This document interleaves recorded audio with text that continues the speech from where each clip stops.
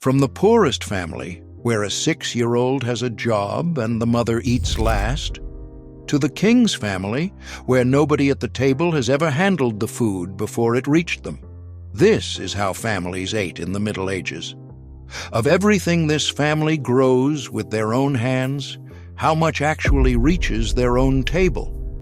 Less than you'd guess, and the reason isn't the harvest, and nobody in this house is allowed to hunt.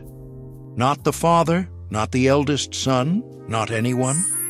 Why that is tells you exactly who food belonged to, and that's at the end. It's 4 a.m. in Elton, Huntingdonshire, around the year 1300, a village belonging to Ramsey Abbey, which means almost everything you're about to see was written down in an Abbey account roll and still exists. But start with the number, because 15 is the whole story. The average medieval household was closer to 5, so 15 isn't a big family. It's a big household, and that's a completely different thing. Here's who's under the roof. The father and mother call her Alice. There's 7 or 8 children, from a baby to a nearly grown son. The husband's widowed mother, who signed her land over years ago in exchange for a maintenance agreement, a contract that legally obliges this household to feed her a fixed measure of grain and ale every year for the rest of her life. Those contracts survive, and they specify the amounts down to the bushel. Then 2 live-in servants, teenagers from poorer families in the same village, working for food and a corner to sleep in, and possibly a married son with a wife waiting for land to fall vacant. 3 generations plus other people's children plus staff. 15 people who are not all related, all eating from one pot, because in this world the pot is the family, and every single one of them has a job. That's not sentiment, it's arithmetic. 15 mouths cannot be fed by 2 adults, so the household runs like a small business with 15 employees, and the roles are fixed before anyone is old enough to argue. Split the household in 2 because medieval food work splits almost perfectly down the middle. The father and the older boys take everything outside the yard: plowing, sowing, ditching, hedging, mowing, reaping, threshing, carting. Heavy, seasonal, and dictated entirely by weather and by the Lord's calendar. He also owes labor on the Lord's land. We'll come back to how much, because it's the number that matters most in this video. Alice takes everything else, and everything else is bigger. She runs the fire, the pot, the bread, the ale, the dairy, the poultry, the vegetable croft beside the house, the salting tub, and the children. Her work has no season and no end. His work stops when the light goes. Hers stops when everyone's asleep. The grandmother, too old for field work, holds the household together at the center. She spins constantly because cloth is money and a distaff can be worked one-handed while doing something else. She minds the babies. She watches the pot. In a house of 15, the person who never leaves is the person who makes the other 14 possible. The 2 servants take what's left over, which is the worst of it: fetching water, carrying fuel, mucking out, and being sent wherever a body is needed that day. And then there are the children, who are not extras in this system. They're the labor force nobody counts. We know what medieval peasant children did, and the source is grim. Coroners' rolls, inquests into accidental deaths. They're dry legal records, but because they describe exactly what a child was doing at the moment things went wrong, they're the best evidence we have of the ordinary working day. They show children as young as 6 left in charge of babies. One entry records a mother who left her 4-month-old daughter in a sibling's care while she went out to shear a sheep and came back to find the baby dead, tangled in the cradle bands. That is a household running with no spare adults.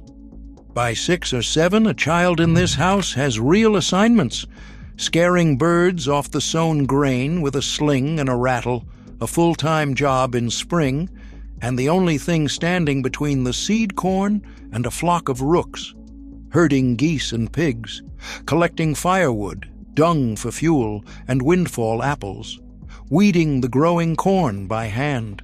By 10 or 11, they're doing work with actual risk.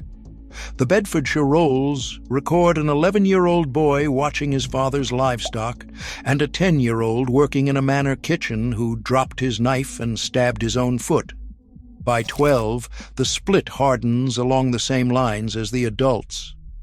Girls move into the dairy, the spinning, and the brewing. Boys go to the plow and the herd, and manorial records from Wiltshire show teenagers earning partial wages by 14. And then, for most of them, the last job, leaving, because a holding can only support one heir.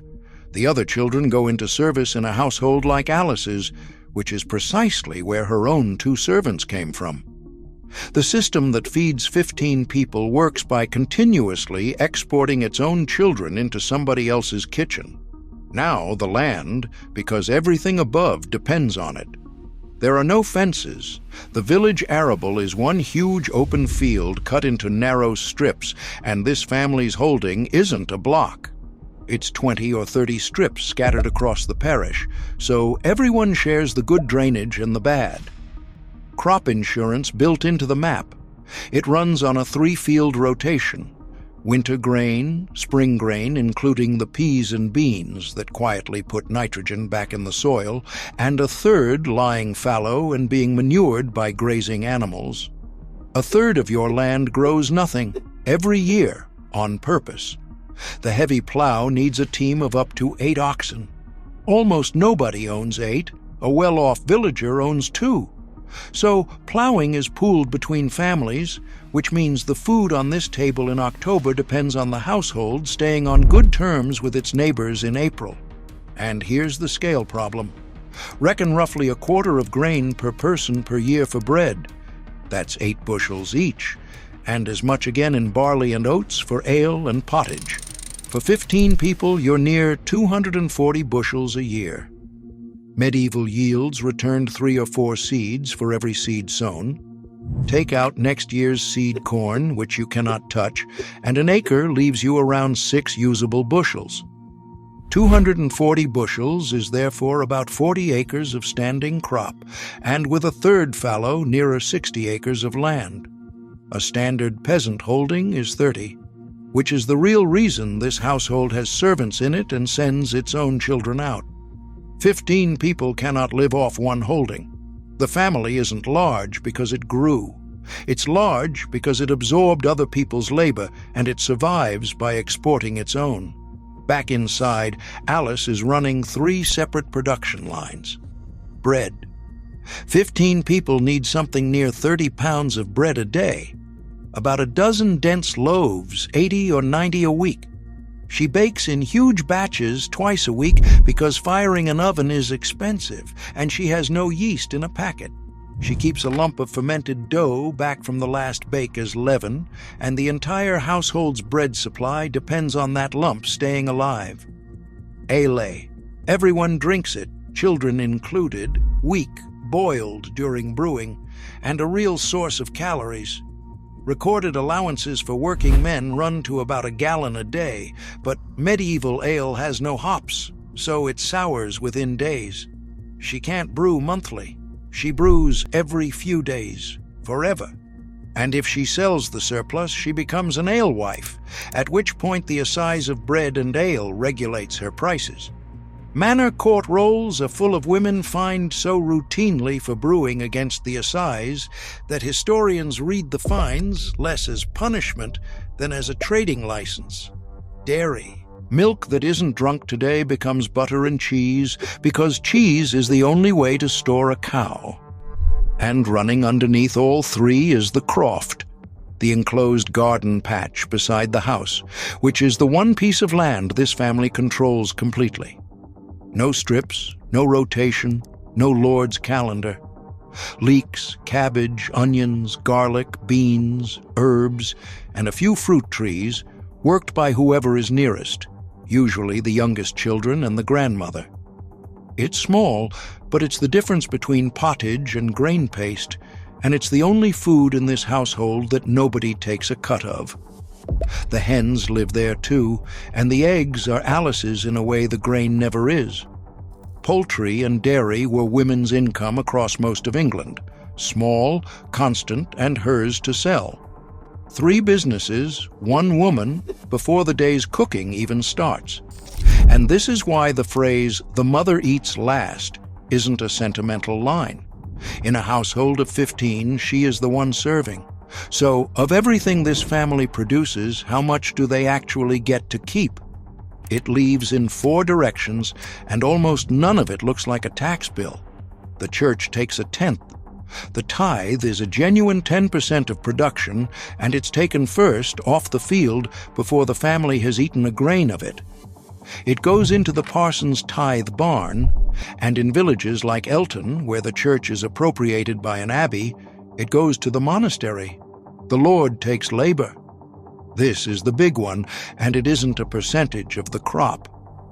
Rents were largely fixed, a set amount of money, some produce, a few hens, but villein tenants also owed week work, on many manors 2 or 3 days a week on the Lord's own land. Think about what that means. For a third to a half of his working year, the father of this household is growing food he will never taste. Plus boon work at harvest, unpaid extra days cutting the Lord's grain at exactly the moment his own crop is ripe. Then the smaller bleeds. The mule share taken at the Lord's mill. Fines to marry a daughter off the manor. The best beast handed over when a tenant dies. And the king? Here's the honest answer, and it's not what people expect. Almost nothing goes directly from this family to a royal castle. The king isn't their landlord. He reaches them 2 ways instead. Taxation, when Parliament grants him a fraction of the value of everyone's movable goods, a 15th in the countryside. And purveyance, the Crown's right to requisition food and carts from local people at a price it sets itself, when the traveling royal household comes within reach. That one was resented enough to be written into Magna Carta. Add it up. The tithe off the top, fixed rent, a third to a half of the man's labor, a cut at the mill, and a royal tax when the king wants a war. Historians working on peasant budgets find that after seed corn, tithe, rent, and dues, a smaller holding has almost nothing left at all. This family survives, but they are not eating what they grew. They're eating what was left. What's left has to last 12 months. And that's the other half of the family's work. The salting tub, packed with pork and coarse salt. Bacon hanging in the roof, cured for free by the smoke of a hearth with no chimney.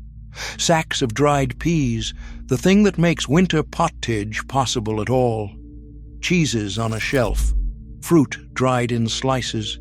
And the granary, which is a permanent war against rats, damp and mold. But the smartest method is delay, not preservation. Keep the animal alive.